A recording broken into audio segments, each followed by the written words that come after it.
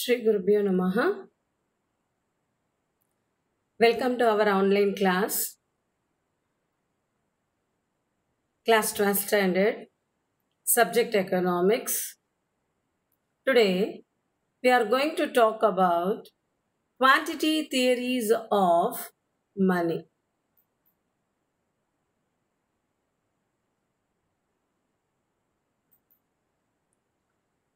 What does quantity theories of money teach us? Quantity theories of money explains the relationship between the quantity of money and the value of money. Listen carefully, children. Quantity theories of money explain us the relationship between the quantity of money and the value of money. Here, we are given two approaches of quantity theories of money. One is Fisher's transaction approach and another one Cambridge cash balance approach.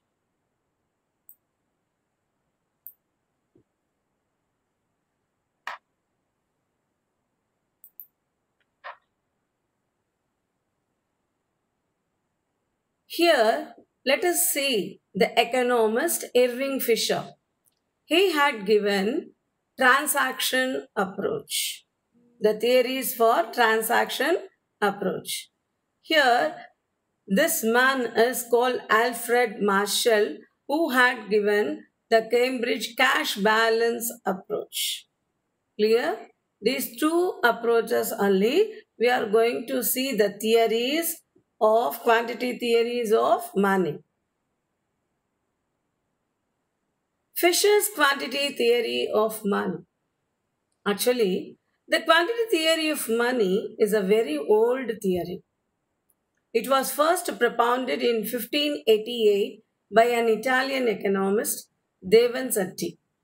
But the credit for popularizing this theory in recent years rightly belongs to the well-known American economist Irving Fisher, who published his book, The Purchasing Power of Money, in 1911.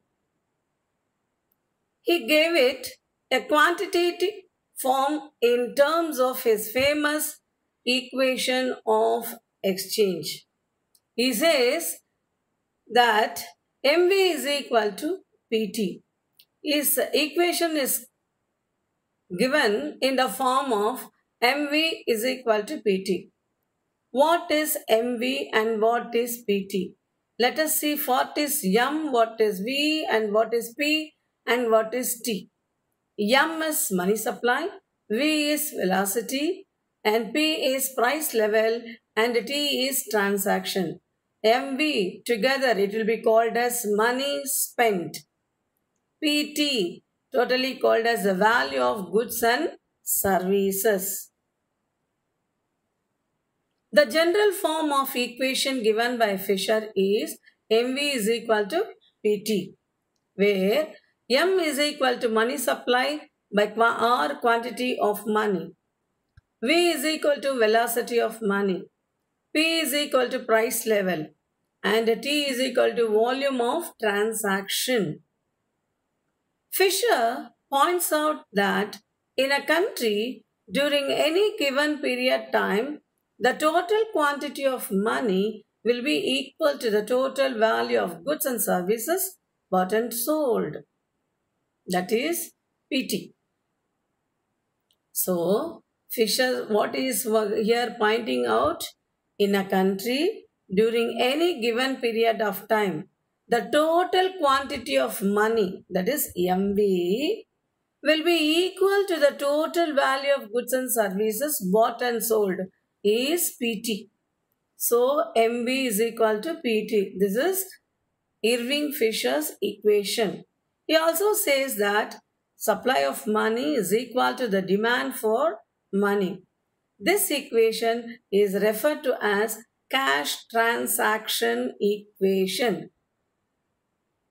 It is expressed as P is equal to MV by T, which implies that the quantity of money determines the price level, and the price level in its turn varies directly with the quantity of money provided V and T remains constant.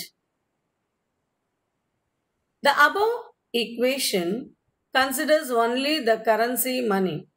But in a modern economy, banks demand deposits or credit money and its velocity play a vital part in the business.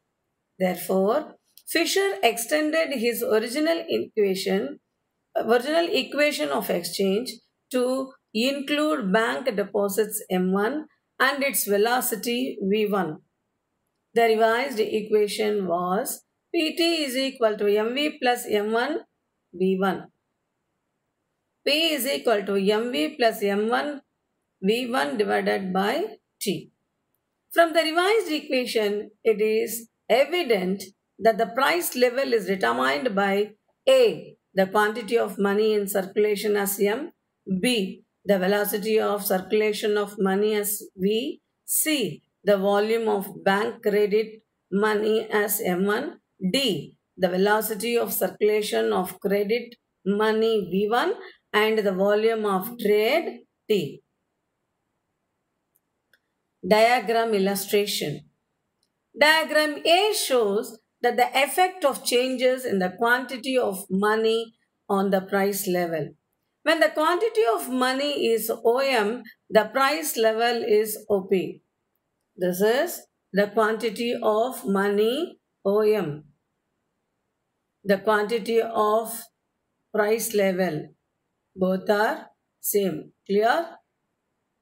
When the quantity of money is doubled to OM2, the price level is also doubled to OP2. The quantity of money is OM2. The quantity of price level is doubled to OP2. Clear?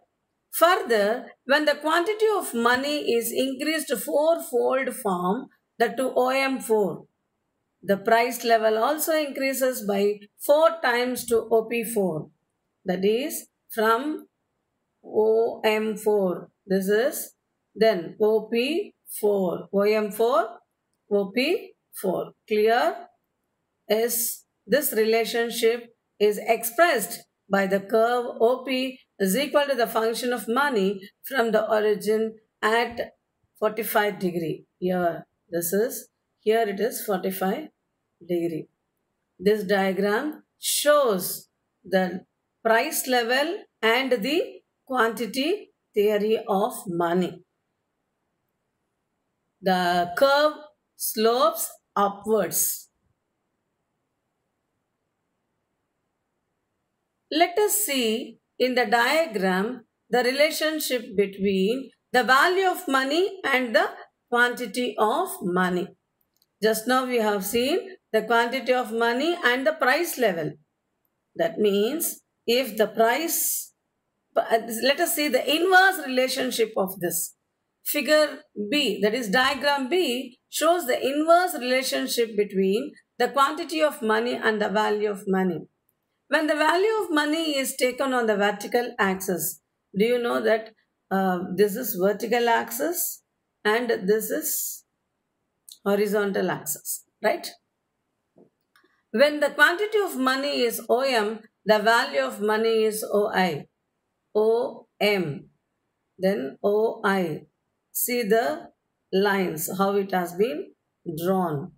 Okay, but with the doubling of the quantity of money to OM2, this is OM2, and the value of money becomes 1.5 what it was before, that is OIP2, that is OIP2, OIP2, then OM2.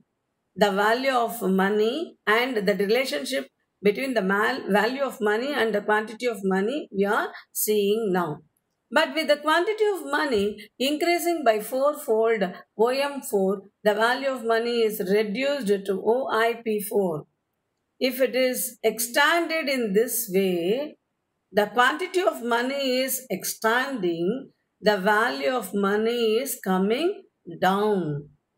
Okay, see the line which has been drawn here. This inverse relationship between the quantity of money and the value of money is shown by downward sloping curve IO by P is equal to the function of money. In the first diagram, we have seen the relationship between the price level and the quantity of money.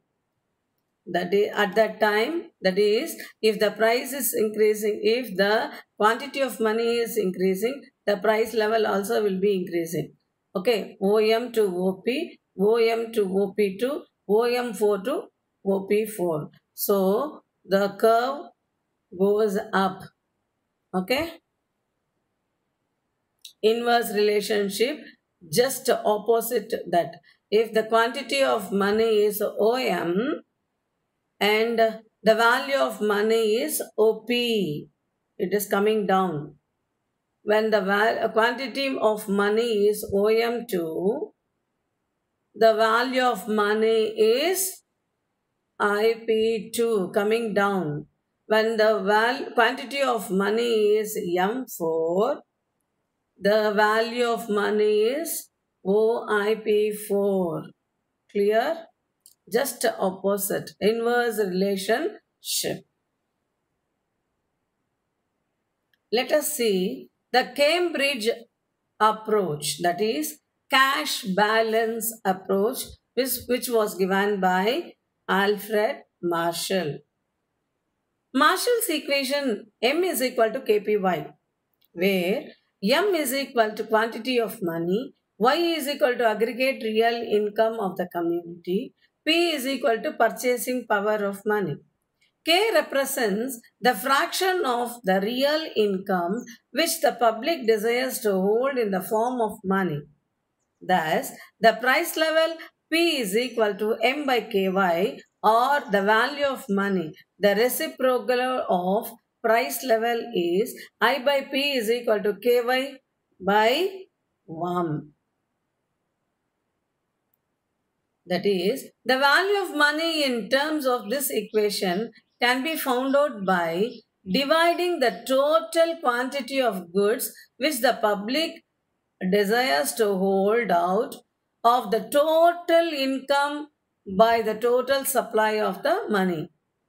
Clear? Dividing the total quantity of goods which the public desires to hold out the total income by the total supply of the money. According to Marshall's equation, the value of money is influenced not only by the changes in M but also by changes in K. Not only in the money, changes means a triangle. Okay. Now, it is not only in the money, it also changes in K. What is K?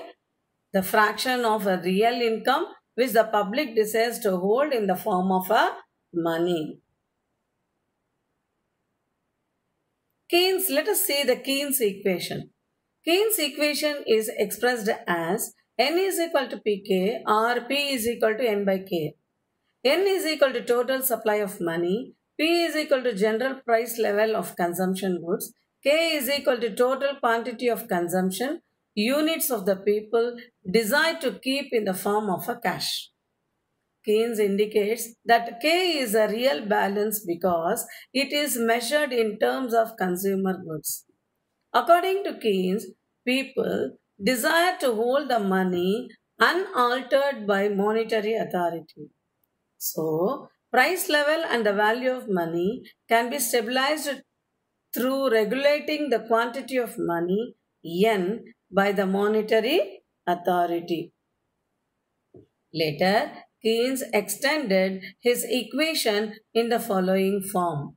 N is equal to P S into K plus RK1 or P is equal to N divided by K plus RK1, where N is total money supply, P is price level of consumer goods, K is people's desire to hold money in hand, in the total income of them. R is equal to cash reserve ratio. K1 is equal to community's total money deposits in the bank in terms of consumer goods. In this extended equation also, Keynes assumes that K, K1 and R are constant. In this situation, price level P is changed directly and proportionately changing in the money volume N. Thank you, children. Have a nice day.